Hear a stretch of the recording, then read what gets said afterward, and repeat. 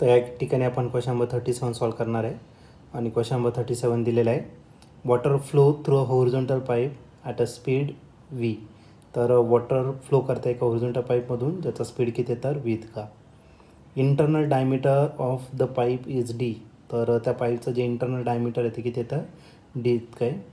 If the water is coming out at a speed v1 एवढ्या स्पीडने ते काय करतं आहे पाणी बाहेर पडतं आहे.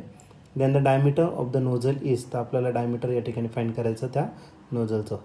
तर हा क्वेश्चन 2022ला आलेला होता 23ला आलेला होता आणि या क्वेश्चनचे जे 4 ऑप्शन आहे तर त्या 4 ऑप्शनपैकी पहिलं ऑप्शन आहे A D √v1 divided by v.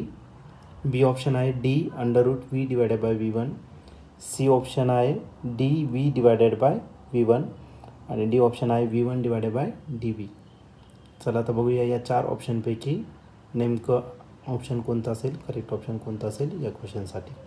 तर या क्वेश्चनमध्ये आपल्याला एक हॉरिझॉन्टल पाईप दिलेला आहे, त्याच्यातून वॉटर फ्लो करतं आहे v इतक्या स्पीडमध्ये. ठीक आहे, एक हॉरिझॉन्टल पाईप आहे त्याच्यातून पाणी फ्लो करते किती तर v इतक्या स्पीडने आणि या पाईपची जी डायमीटर दिलेलं आहे ते किती दिले तर d इतकं त्याचं डायमीटर दिलेलं आहे. ठीक आहे, त्यानंतर आपल्याला वॉटर याच्यातून बाहेर काढायचं आहे. ओके, ज्या कितीच्या स्पीडने तर v1 इतक्या स्पीडने तर एका नोझलमधून. तर त्या नोझलचं डायमीटर किती असेल, नोझल म्हणजे एक स्मॉल ओपनिंग. ओके, त्याच्यातून आपण लिक्विड बाहेर काढणार आहे, वॉटर बाहेर फ्लो करणार आहे, ज्याचा स्पीड किती असेल तर v1 आणि डायमीटर जे असणार ते किती असणार तर d1. हा डायमीटर d1 किती आहे ते आपल्याला या ठिकाणी फाइंड करायचं. तर या केसमध्ये आपण यूज करू शकतो इक्वेशन ऑफ कंटिन्युटी.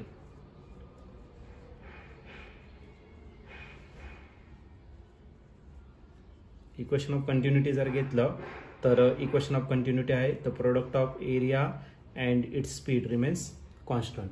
एरिया आणि त्याचा स्पीड जर घेतला तर हा पाईप जर घेतला तर पाईपचं डायमीटर दिलेलं आहे. डायमीटर घेतलं तर सर्क्युलर पार्ट सर्कलचा एरिया πr² आणि डायमीटरमध्ये जर घेतलं तर πd²/4. म्हणजेच काय असणार तर आपलं एरिया इंटू वेलॉसिटी या मोठ्या पाईपसाठी आणि नोझलसाठी त्याचा एरिया a1 आणि स्पीड किती असणार तर v1 इतका. एरिया जर घेतला तर एरियाचा फॉर्म्युला काय तर πd²/4. हा कोणाचा हॉरिझॉन्टल पाईपचा. ठीक आहे, आणि स्पीड किती आहे तर v इतका. आणि तो नोझल आहे, नोझलचा एरिया किती असेल πd1² आणि त्याचा स्पीड v1 इतकाच दिलेला आहे. ओके, पाय आणि पाय काय आला कॅन्सल आणि हा 4 आणि 4 पण काय आला कॅन्सल. मग रिमेनिंग टर्म परत एकदा राईट करू. म्हणजे रिमेनिंग टर्म करायला तुमचं d²v = d1² v1 आणि आपल्याला d1च फाइंड करायचा आहे. हा v1 इकडे मल्टिप्लाय, इकडे काय करा डिवाइड करा. मग d1² जो असेल तो काय असेल तर d²v डिवायडेड बाय v1. आता याचं काय करू आपण स्क्वेअर रूट घेऊन टाकू. स्क्वेअर रूट जर घेतला तर d²चं काय होणार फक्त d. vचा आणि v1चं स्क्वेअर रूट घेता येणार नाही, मग त्याला आपण स्क्वेअर रूटच्या साईनमध्ये टाकू. v डिवायडेड बाय काय असणार तर v1. मग आपलं जे नोझलचं डायमीटर आहे त्या नोझलचं डायमीटर किती असणार d1 = d √v divided by v1. आणि हे जर ऑप्शन जर तुम्ही चेक केलं तर ऑप्शन नंबर बी जो आहे तो या ठिकाणी करेक्टली मॅच झालेला आहे. मग या क्वेश्चनचं जे आन्सर असणार आहे ते ऑप्शन बी म्हणजेच d1 = d √v divided by v1 हे त्याचं करेक्ट आन्सर असेल.